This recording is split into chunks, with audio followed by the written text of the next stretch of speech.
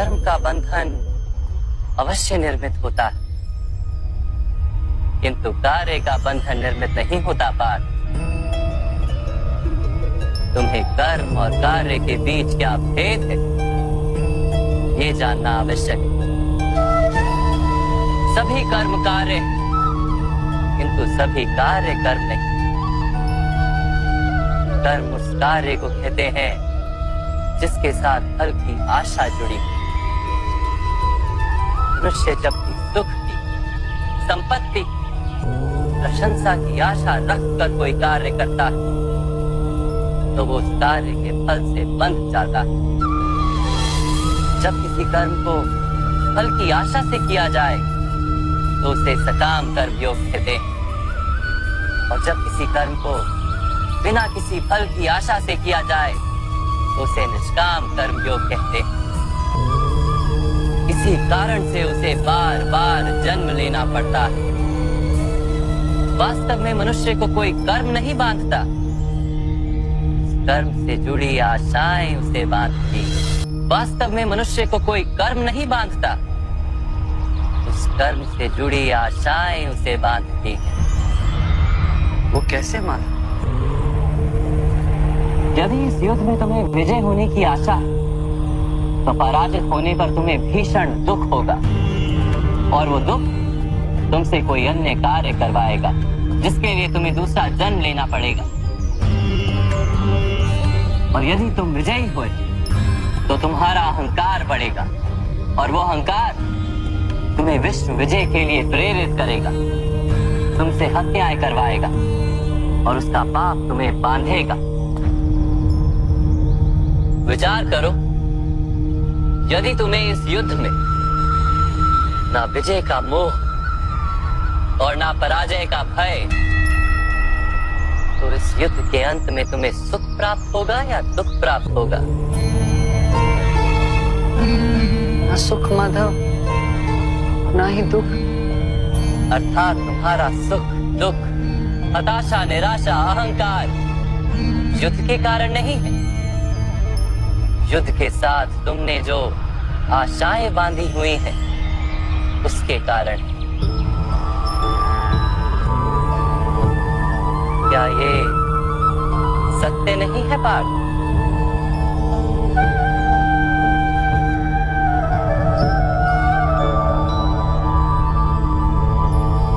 सुख दुखे समे कृत्वा लाभा लाभो जया जयो ततो युद्धाय युज्यस्व नैवं पाप मवाप्स्यसि।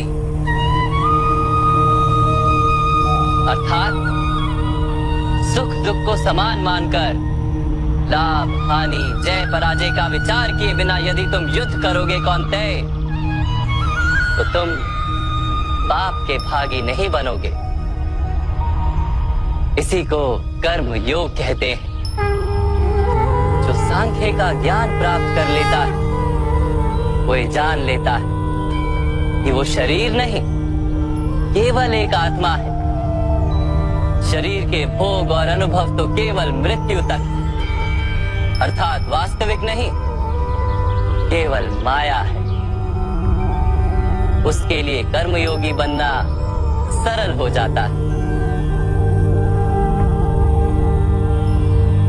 परंतु माधव, यदि कार्य से बंधन निश्चित है तो क्या संसार का त्याग करके संन्यास लेना उचित नहीं? इसी विचार का परिणाम है कि आज ये युद्ध हो रहा है पार्थ।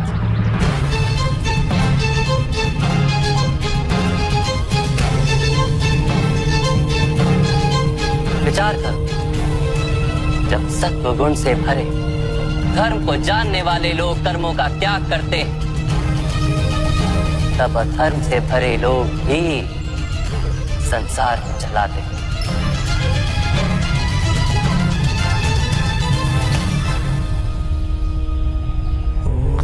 यदि महामहिम ने संसार का त्याग ना किया होता तो आज अधर्म इतना बढ़ता ही नहीं।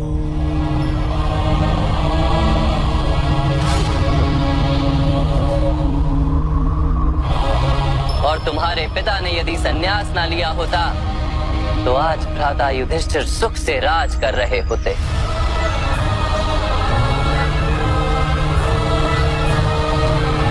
और अपनी प्रजा को न्याय और धर्म का ज्ञान दे रहे हो। किंतु दुखदायक बात तो यह है पार्थ, इस सत्व गुण से भरे मनुष्य ही संसार को लाभ दे सकते हैं, किंतु वो ही संन्यास का विचार करते हैं। जैसे जल तो भाप बनकर उड़ जाता है और कीचड़ वहीं पड़ा रहता है, वैसे सत्वगुणी सज्जन लोग तो संसार का त्याग करते थे और तमस से भरे अधर्मी लोग संसार में कार्य करते हैं। इसी कारण से संसार में पाप और अधर्म बढ़ता है।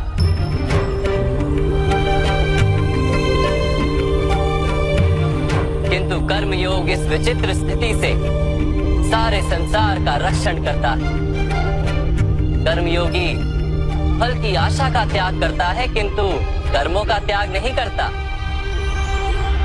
वो इसी संसार में रहता है, सन्यासी की भांति सारे कार्य करता है, किंतु उनमें लिप्त नहीं होता। कर्मयोगी अपनी संतानों से, स्वजनों से, अपनी प्रजा से कोई अपेक्षा या आशा नहीं रखता। स्वयं उसे संन्यास का लाभ होता है, किंतु समाज को संसारी की भांति लाभ देता। मनुष्य अपनी संतानों के सुख के लिए श्रम करता है माधव। अपनी संतान से सुख की अपेक्षा कैसे न रखे? मनुष्य अपनी संतानों के लिए जो भी करता है वो व्यापार है या प्रेम पार? प्रेम माधव। तो फिर अपने कार्यों के प्रति फल की इच्छा क्यों पार? भविष्य का लाभ तो व्यापार में देखा जाता है, प्रेम में नहीं। जो मनुष्य अपनी संतानों का चरित्र निर्माण उचित रूप से करता है, संतानों को प्रेम और धर्म के संस्कार देता है, उसकी संतानें भी मनुष्य को प्रेम और सुरक्षा अवश्य देती। संतानों के कर्म, स्वजनों के व्यवहार उनके कर्म है पार, और जब उनके कर्मों पर हमारा कोई अधिकार नहीं होता तो उनसे आशाएं और अपेक्षाएं रखने का क्या प्रयोजन? यदि गहन विचार करोगे पार तो शीघ्र ही ये जान लोगे कि जीवन में ऐसा कोई कार्य नहीं है जिसके साथ आशाएं और अपेक्षाएं जोड़ना अनिवार्य हो। जब सृष्टि ही परमात्मा है और मनुष्य स्वयं परमात्मा का अंश है, तो सारे कार्य परमात्मा ही करते हैं, मनुष्य स्वयं कुछ नहीं करता। यही कर्मयोग का मूल सिद्धांत है पार्थ।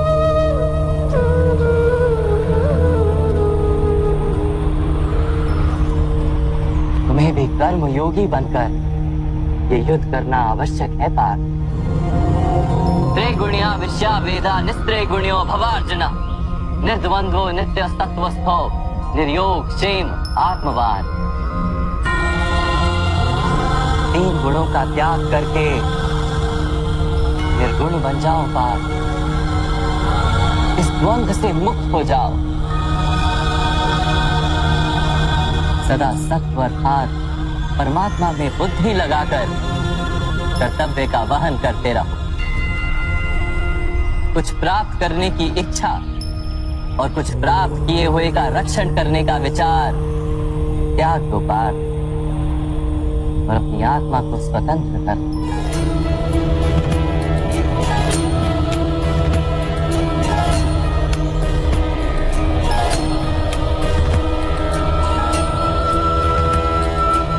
स्मरण रहे पार्थ,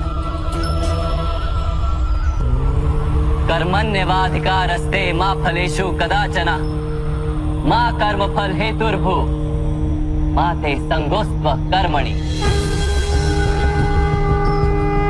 तुम्हारा अधिकार तो केवल कर्म करने का है, फल तो ईश्वर के हाथ में।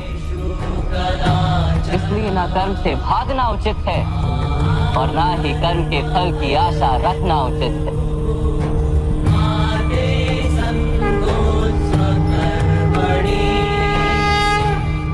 तो फल का त्याग कर, परंतु कर्म का त्याग ना करें, ऐसे कर्मयोगी को कैसे जाना जा सकता है माधव?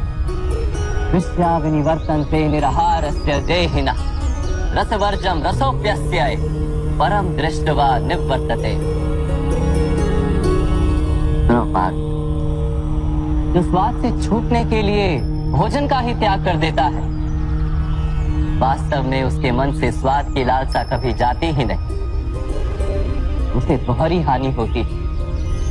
एक तो वो निर्बल हो जाता है, जिसके कारण परमात्मा को प्राप्त करने का जो प्रयत्न अनिवार्य है उसे वो नहीं कर पाता। और दूसरा, सदा ही उसका मन स्वाद की लालसा से भरा रहता है। इसलिए भोजन का त्याग करने से उत्तम है स्वाद की लालसा का ही त्याग कर दिया जाए।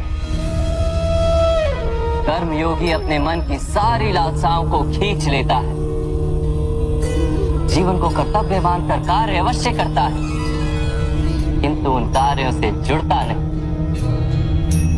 और बात, जो व्यक्ति अपने कार्यों से आशाएं और इच्छा नहीं रखता, उसी के कार्य पूर्ण होते हैं।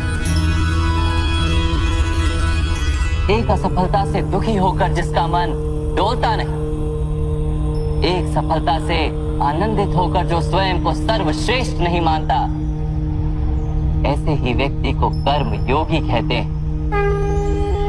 और ऐसा व्यक्ति जीवन में बार बार सफल होता है।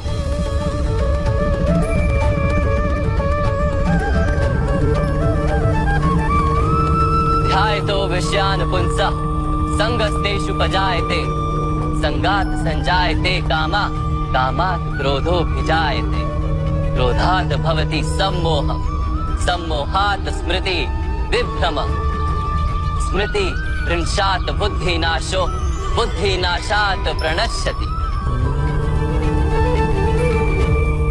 फल की आशा से कामना प्रकट होती है, और कामना का तो स्वभाव है असंतुष्ट रहना। असंतोष से क्रोध उत्पन्न होता है, और क्रोध से मोह जन्मता है। मोह के कारण व्यक्ति आचार और व्यवहार का ज्ञान ही भूल जाता है। ज्ञान के जाने से बुद्धि चली जाती है, अनुचित प्रकार के कार्य होने लगते, और समाज ऐसे व्यक्ति का शत्रु बन जाता है। और अंत में ऐसे मनुष्य पूर्णतः पतन हो जाता है।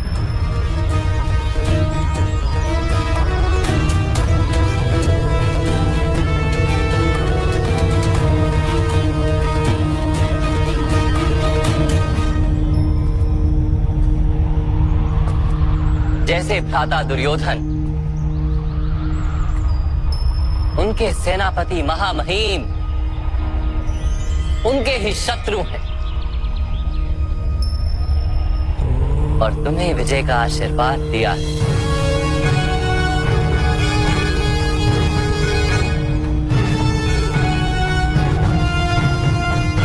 पार्थ, कर्मयोग ब्रह्म विद्या का दूसरा चरण है। परमात्मा में अपनी बुद्धि स्थिर करो, स्वयं को आत्मा जानो, मिथ्या बंधनों से मुक्त हो जाओ, और फल की आशा का त्याग करके केवल कर्म करते रहो।